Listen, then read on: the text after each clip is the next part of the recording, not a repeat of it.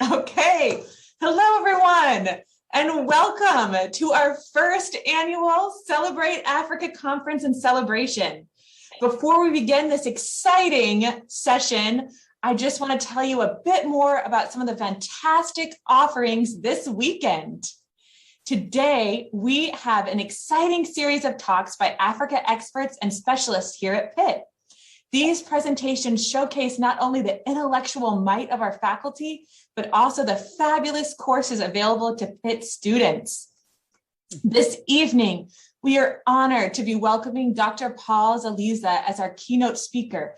At 5 p.m., we will have a Celebrate Africa reception in the Frick Fine Arts Building featuring African drumming. Dr. Zaliza's address will begin at 6. And tomorrow, join us from 10 a.m. to 5 p.m. for the African Marketplace, a community celebration featuring African food, music, storytelling, and vendors from throughout the greater Pittsburgh community. So please see our program for more details. Did you guys know that this event is hosted by the Center for African Studies? The Center for African Studies has numerous opportunities available for Pitt faculty, staff, community members, and students. In particular, their certificate in African Studies allows students to diversify their degree plan, develop cross-cultural competencies, and study African languages. We actually offer Swahili, Amharic, Arabic, and next year, we're going to be adding a Kan Chui. At the center, we also offer study abroad programs covering a wide variety of disciplines in a bevy of African countries. And most exciting of all, we were recently named a National Resource Center by the Department of Education. This elite designation creates dynamic opportunities for funding for language study, research, events, outreach, and more.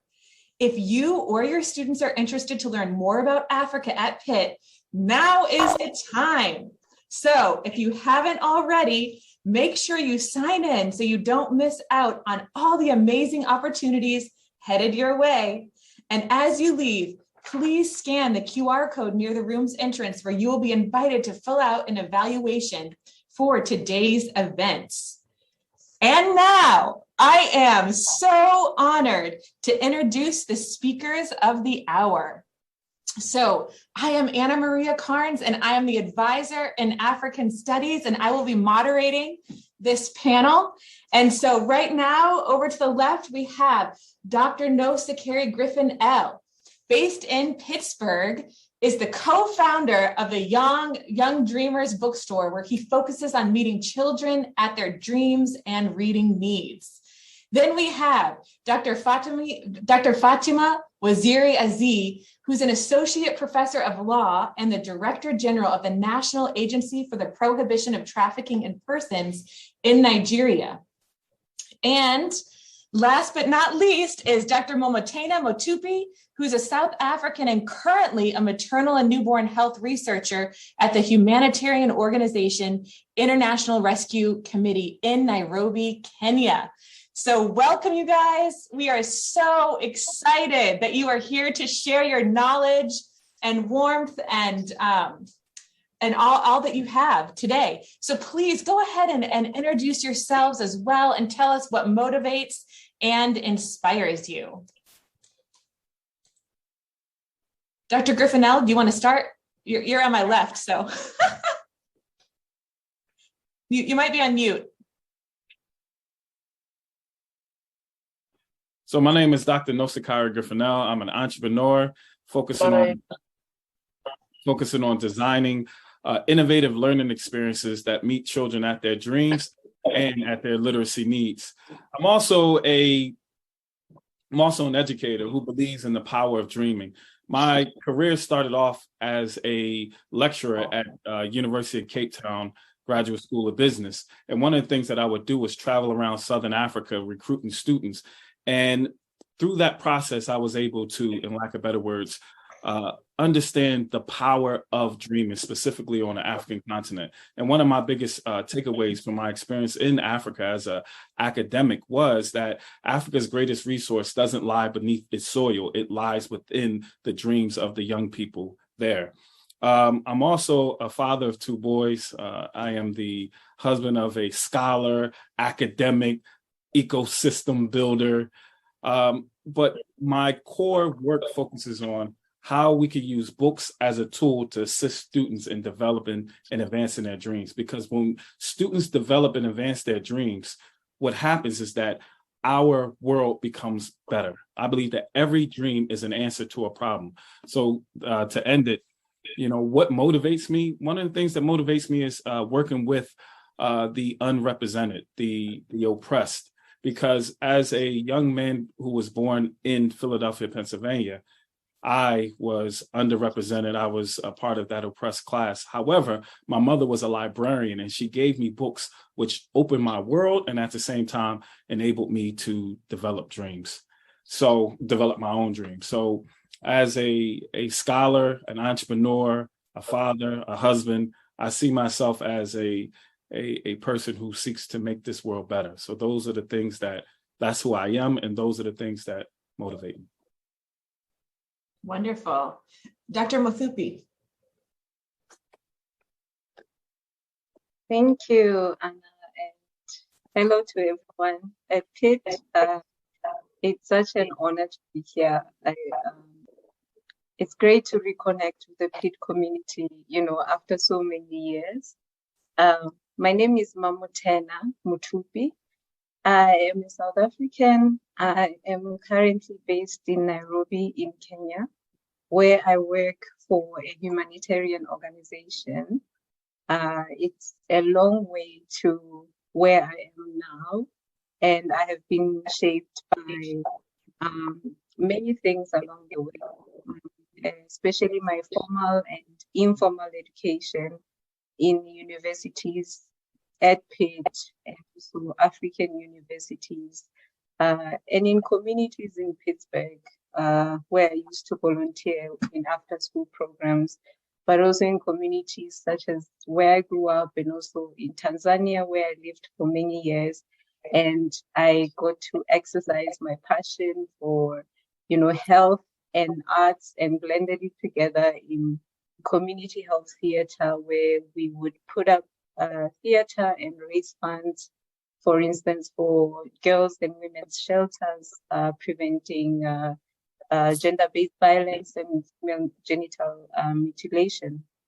And I raised my kids in Nairobi with my husband, who is also a former Pitt alumni, who actually was in the department, the same department as Dr. Nosakhere. So it's a good reunion that we are having here today.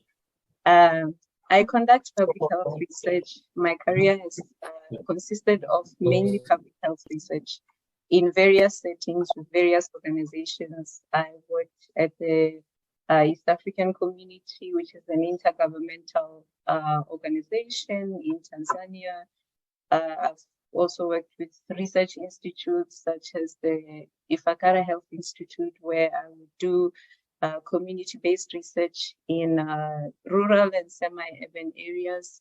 And now currently, as I've said, I was also an academic for quite a while, and in the University of the Western Cape in South Africa. And now I'm in the humanitarian sector, still doing the same thing, public health research, but applying my skills in different ways, working with various countries. The organization that I work for is quite big and has quite a large presence in areas that are affected by various kinds of crisis, fragility and conflict. And so I support capacity building there.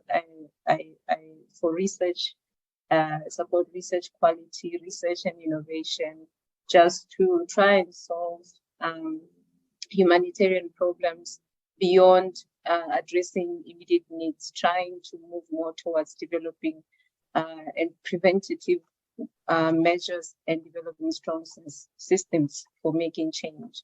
So I'm going to pause there, and I'm very happy to be here. Thank you so much. Dr. Waziri-Azi. Good evening, everyone from Abuja, Nigeria. Hail to peace. So my name is Dr. Fatima Waziri-Azi. An academic, I'm a legal practitioner, I'm a human rights activist, and I'm currently the Director General Chief Executive Officer of the National Agency for the Prohibition of Trafficking in Persons, which is Africa's foremost anti-trafficking law enforcement agency, mandated to investigate and prosecute all cases of human trafficking in Nigeria. So we have 29 offices across Nigeria, and we operate 13 shelters. Prior to my appointment as Director General Chief Executive Officer, I was the Senior Special Assistant to the President on Rule of Law in the Office of the Vice President. And I'm also an Associate Professor of Law with the Nigerian Institute of Advanced Legal Studies. So of course, anyone who knows about the issues of human trafficking knows how intense and widespread it is. So for me here in Nigeria, it's a lot of work. It takes, it drains you intellectually, it drains you emotionally, and it drains you physically. For what motivates me, I would say my motivation is the drive to succeed, to break barriers, and just, generally change the narrative of Nigeria being a country of origin, transit, and destination for trafficking in persons. Thank you. Thank you, you guys. Let's go ahead and start with one of our first questions. And let's go ahead and start with you, Dr. Waziri-Azi. What do you feel are some of the changes in your organization that you've been able to make that have been impactful since you've started in your position there? All right, so it's funny you asked that, because I just marked my 1 year in office 3 days ago, but hey, who's counting?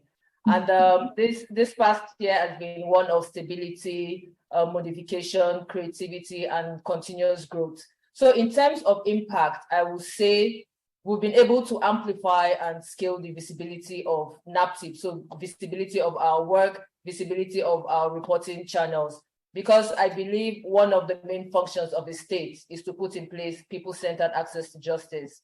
And when we talk about people-centered access to justice, it's not necessarily just about access to legal assistance. It's also access to information. So people should have the capacity to know what to do when they encounter something, or when an infraction has been done to them. So we've been able to enhance our visibility by the 80% increase in calls that we receive from our call centers. And the increase in reportage is not necessarily a bad thing. For me, I like to look at it as an amplified confidence of the public in a government institution. And another change for me is also a sharp improvement in organizational structure in terms of staff attitude to work. So officers are now invested in work at the agency. Everyone is, up and doing, and there's generally a collective, interest and thirst to succeed. And I was able to, or my team and I rather, were able to achieve that because I came on board with a very strict reward system. So if you do your work, you add value, then any opportunity that comes in terms of traveling abroad or trainings, I offer it to that very hardworking officers. So for me, when we talk about attitudinal change, it's an adaptive problem. It's not something that we can solve with a technical solution. So over the years, the past year, seeing that change in staff attitude, for me, it's huge. Thank you. That's great. Dr. Griffin-El, why don't you tell us a little bit as well about some of the impact you've made, even as the co-founder of your organization, and I know you've had several organizations too. So you can talk about that as well. So so I guess my entry level into the literacy space came about as a result of our son being diagnosed with a speech delay. And, we weren't comfortable with the amount of services that our son was getting. So, I started to do my own research. And what it said was that if you read to your child, then it helps mitigate the speech delay. So I was like, wait, okay. So I started to read to my son all the time. One of the things that I realized that working with not just my oldest son, but my youngest son, was that they gravitated to books that were focused on things that they liked, of course, but more importantly, their aspirational self. And so, I paid attention to my own children, and I started to volunteer in libraries across the city.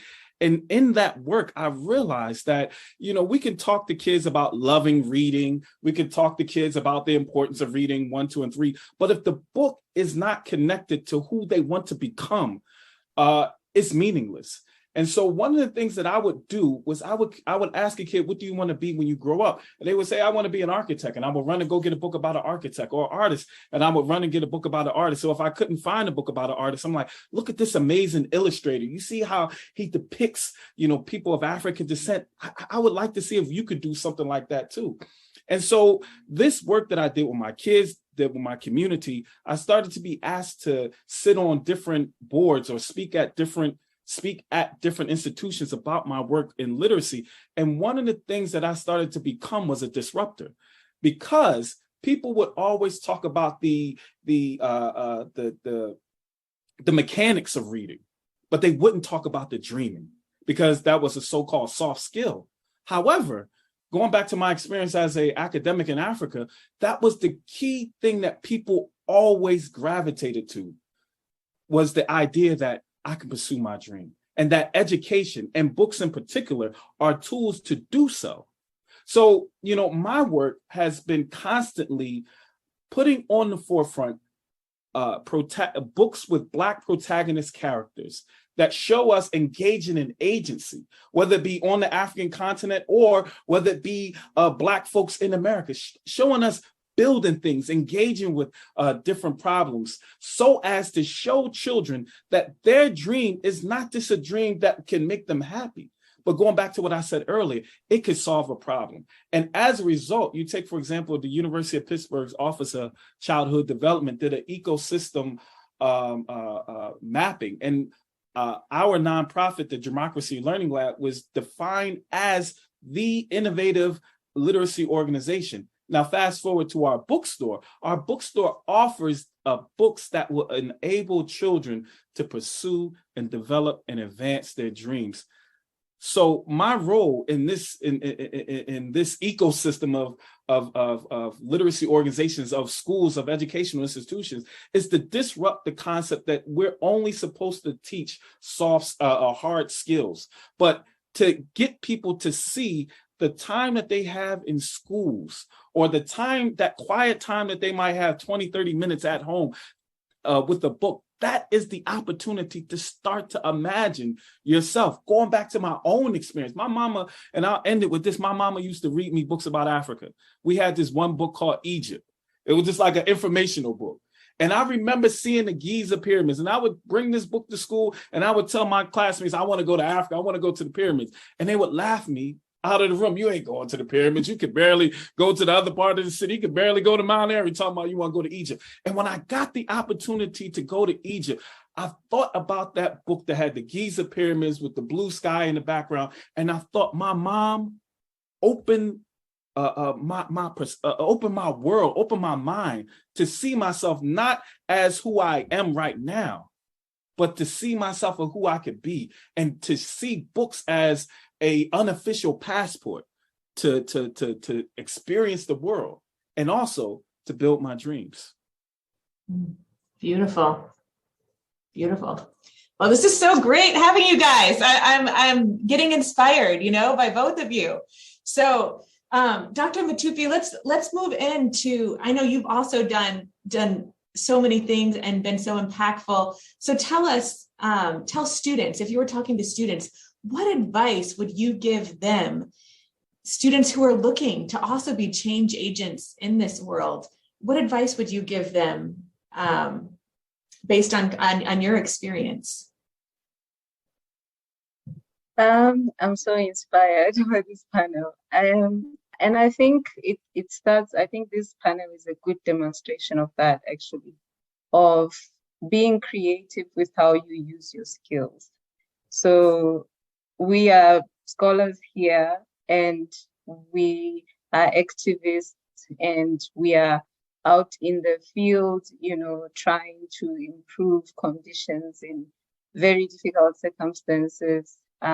So I'm inspired by that idea as well of using your skills, not being afraid to use your skills in a different way. So you don't have to follow the beaten path, just because you have your PhD doesn't mean you have to follow a very straight and narrow road. You can blend and become so many things, like the panelists here, like Dr. Fatima, a professor in legal, so I think this panel is a great demonstration of that, of really being creative and being solution oriented with how we use our skills, going back to our communities and solving the problems there. And it's very inspiring for me. And I think it's the one thing that I've learned as well with my own career. So, I mean, it took me the longest time just to decide what I want to become. At one point I was pre-med, and then I really fell in love with anthropology as a field.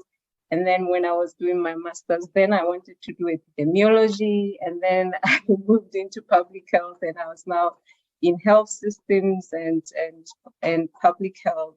And so and then I have a passion as well for the arts, for theater. I was doing theater through Kuntu Repertory Theater when I was at Pitt.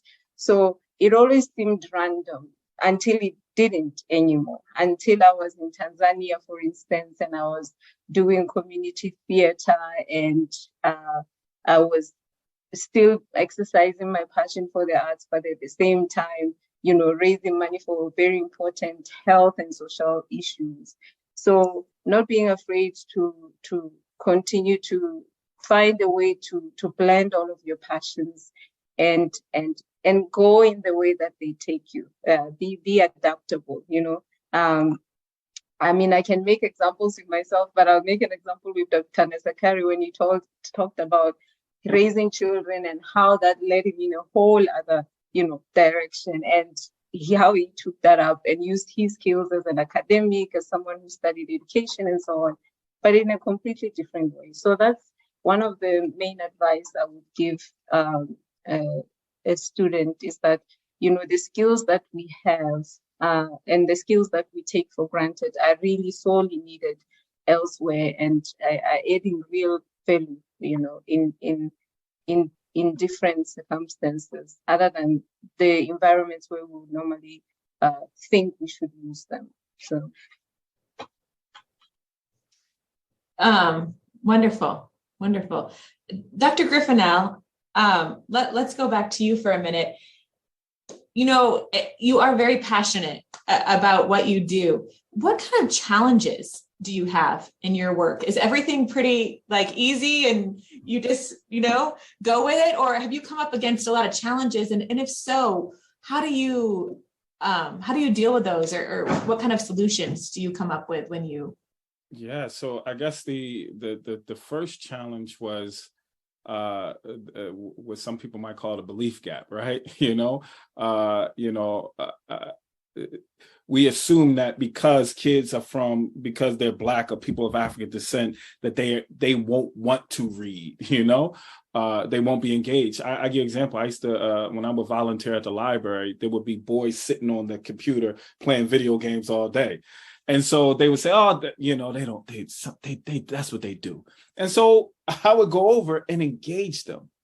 So the biggest barrier that I have faced is the belief gap with some adults who see kids sometimes as problems, not as individuals who are engaging in whatever behavior because someone hasn't helped fan that flame inside of them. I met a kid who was left down twice. He was 13 years old. And he was like, well, I'm not that smart. And I was like, man, what are you talking about? So we literally would get blocks, Legos, Lincoln Logs, magnetic blocks, and we would literally sit there for hours building things. I would read him books about famous architects because that's what he wanted to be. And every time I saw this boy, he would come over, let's build something today, Dr. Griffin-El. I'm like, all right, let's go. But it's the belief gap. So that's the biggest thing. Two is we have to speak this common language of dreams. And this is true from whether I'm in East Liberty working with kids or whether like there was times when I was in Zambia and talking to people. And the one thing that they constantly said was like, man, I thought that because I'm 35, I'm 40, I'm 50, that I can't pursue my dreams. That's why even children's literature is not just for kids. You know, I got a book that we sell, it's called Trying. And when I read the book to my kids, I'm crying because I thought to myself that as we walk along this journey called life, whether you're a professor, entrepreneur, you know, a governmental official, you know, a practitioner within a health-based organization, we have journeys, we have barriers, we have to keep on pushing forward. However, we have to put on the forefront our dreams, because to me, the dream is a calling that is placed on you, whether you believe in God, the universe, whatever you believe in. I believe that everybody is on this earth for a particular purpose. And as a result, we have to be authentic to that calling, because trust me, I would have never thought that I would be in this position. You know, had my son not had that speech delay, I would have been still trying to, you know, apply to academic jobs. Just because, like Mamothena said, I have a PhD. But now I'm like, wait a minute, I can do more in reference to serving children and families by allowing them to see the power of a book as a tool to build their dreams. Even parents. I mean, some parents are like, yo, man, what's the name of that book? Can you write that book name? Can I have this book? Can I buy this book for me, not for my child? That's when you realize that you're doing something powerful, and that's the rewarding thing. However, sometimes you don't get those things, you know. Sometimes, I mean, I got a bunch of gray hair for a whole bunch of different reasons, but me keeping on the forefront, what's the dream, and being also able to pivot when needed to pursue an even deeper dream. Nice. Great. Dr. Mothupi, let's go back to you for a second. Tell us something that you just love about the work you do. I think, funny enough, it's the challenges of the work that I do. I think when I was making the pivot to the humanitarian sector, I knew that it would be a weird position because I would still be a researcher primarily. So having changed the nature of my work, I still do academic kind of research. So the whole idea of this work is to do rigorous research in humanitarian settings so that this evidence can be out there to attract more help and more, like I said before, systems building and change in these settings. So the work is the same. The day-to-day is the same in the sense that I spend most of my time doing research.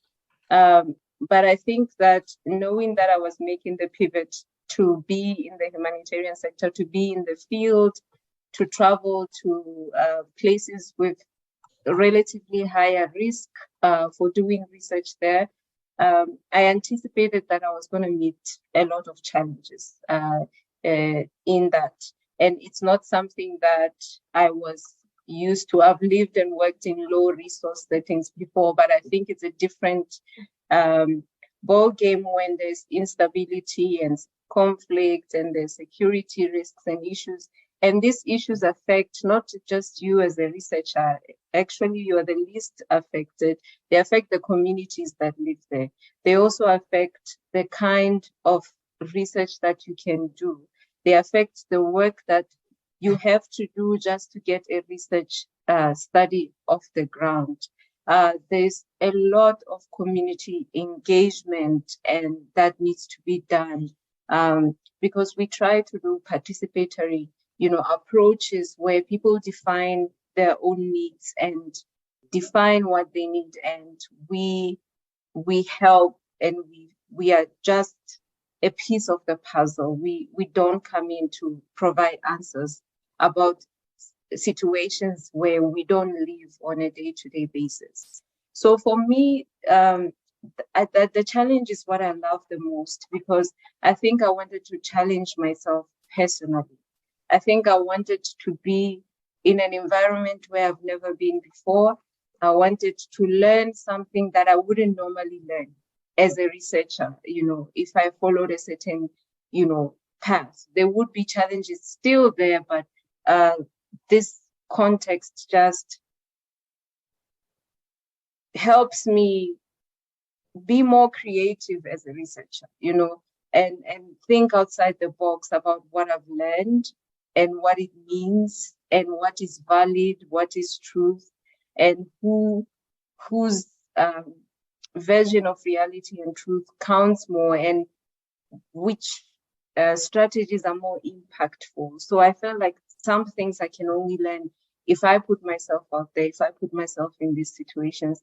And personally, it would feel every day I would wake up feeling like I have a purpose. So that's what I love about this, is waking up every day and seeing the impact, like I said before, of even skills that I took for granted. So if I go in the field and I train, research officers, to do the research in the community, and how appreciative they are of the skills, and knowing that I built a skill for life, for somebody who is from there, lives there, will be there for a long time to live, means at some point in time, people like me would even no longer be necessary to fly into places to do research and do this and that. Because even if I'm African, I am an African who lives in Kenya. So if I can be part of the solution of building capacities in South Sudan, in Somalia, in DRC, and I'm no longer needed at some point, I think that's the purpose, that's the good change that we aim for. So that's what I love. So it's a challenging thing, and I think, I did it so early in my career, but I think this is the best time because I have energy and I'm still very dreamy about the world and so on. So this was the perfect time, and I wake up with a purpose every day. So that's what I love the most about what I do right now. Wonderful. Wonderful. Okay. Dr. Waziri-Azi, I know that she's been having a little bit of connectivity issues, but I'm glad you're there. I've heard your videos kind of going in and out, but tell us a little bit. I know your work, I'm guessing, I don't know your work, but I'm guessing that it can be extremely stressful, but I know that you're there for a reason and a purpose. And how about you? Do you also, what do you find that you love about your work? What are things that you pull that really give you significance and love for the work that you do? Yeah, for me, what I love about my job is the difference that my team and I will make every day in the lives of individuals, in the life of families, and just generally fighting to make our society a better place. So for us here at NAPTIP, we just don't arrest, we don't investigate, we just don't arrest, investigate, or prosecute cases. We also provide psychosocial support to victims. We provide rehabilitation and empowerment support to victims. So like I said earlier, we operate 13 shelters across Nigeria. And at our shelters, in addition to, of course, sheltering them, we feed them, we provide medical support, we provide psychosocial support, we provide legal support. We also do family tracing and family reunification to make sure that we are reuniting a victim with a family that actually, wants them back. And for me, I feel, I believe it's rewarding, because obviously I will never get to meet 0.1% of the number of victims that my team and I rescue every day. And that is what gives me the most satisfaction. And our work here as NAPTIP has equally, giving me a better appreciation for the global fight against trafficking in persons, smuggling of migrants, and irregular migration. Very nice. Now to all of you, this is going to be our last question. So I want everyone to give your best answer. No, you guys have been amazing this whole time, but we want some of that wisdom that you guys have over the years and what you've done in your lives. So would you just take some time? What wisdom would you impart to us today? Any lessons learned that you want to share with us? Any kind of last thoughts, things that you're thinking that, oh, I hope this audience, gets this from this talk. Just share with us. I would love for each of you just to share. So okay. Go ahead. Yeah. So what's a wisdom, and this has helped me throughout my life, throughout my career, I would say be consistent, be dependable, and be faithful in your routine. And you need to be willing to do the small stuff before God blesses you with bigger stuff. That's it from me. That's good. That's very good. Dr. Griffin-El, you want to go next? So I guess the biggest wisdom biggest piece of wisdom that I have is threefold. One, to be a risk taker. I think that one of the biggest things that one could do as a dreamer is to take a risk, and taking a risk might have people look at you like you're crazy, but you got to be unconventional. This one author said, conventional wisdom is an oxymoronic statement. Wisdom isn't conventional. Wisdom is constantly moving. So one has to be a risk taker. And when you're a risk taker, you have to have courage to be willing to stand on your own. When you know that everything that you're doing is towards the end of not your goal, but towards the benefit of the constituency that you serve. You got to keep on moving. And then my last thing is to have love, Like if you don't love what you do, if you don't love what you do, it's difficult to go through those different barriers. When we first started the bookstore, people, both family members and, strangers would say, you're opening up a bookstore. Let me get that straight. They're dying, right? Everything's online, right? You're not going to do it. You're not going to be successful. Oh, it's Black protagonist characters, that Black main character. Oh, well, let me tell you, nobody's going to buy those books. And I said to myself, like, okay, you hear all of that stuff. But now I got to love what I'm doing, because when I'm out there at different pop-up events that we organize, or big events in Pittsburgh, or the event that we're going to be at tomorrow, I have to have love for what I'm trying to sell you, because I'm not selling you a book. I'm selling you the opportunity to use this book to engage with your dream, your kid's dream, their personal interest, or even an issue that you're having difficulty solving, a social emotional issue, whether or not your kid, they might have anger issues and they need a book that helps them, figure out how to, engage with breathing exercises so they can calm down, or whether it's your child, you wanting to learn, teach your child more about who they are as a person of African descent. And I'll end it with saying, he wasn't a classmate of mine, but he was at Pitt around the same time. He's living abroad, and he said, Dr. Griffin-El, I need a book for my son and I. I need a book where the person is reading to, a father is reading to a son. And as we had the conversation, I realized, and he realized, that he just didn't want a book about a kid and his father reading together. He wanted a book that spoke directly to his child's aspirational self, and who his child is as a protector, as someone who builds. So I have to love what I do. I have to love the books that I sell. I have to love learning, because it's infectious, and last story, promise. When I was a kid, I was left down in 7th and 9th grade. I graduated high school when I was 19. When I told people I wanted to get a PhD, they would say, you can't even read that well. You're talking about PhD. I heard you stuttering in class when you had to read. And here I am, got the opportunity to go to Lincoln University, after Lincoln University, University of Pittsburgh. And here I am right now as a graduate of these amazing institutions, working with my own sons and kids in the community around not only reading, but seeing reading as a tool to build their dreams. And I go back to that because it's so powerful, because that's what woke me up. That's what made me believe that even though I'm not reading well, I'm not reading on grade level, I don't pass these standardized tests, I still got something to offer to this world. So, but if I don't have love, all I'm doing is I'm trying to sell you something, or I'm giving you lip service, but I'm not giving you life service. So that's the whole point, love. Because when you love, you give lip service and life service. Or what Paulo Freire said, you engage in praxis, reflection and action to make the world better. That's good. Thank you. Dr. Mothupi.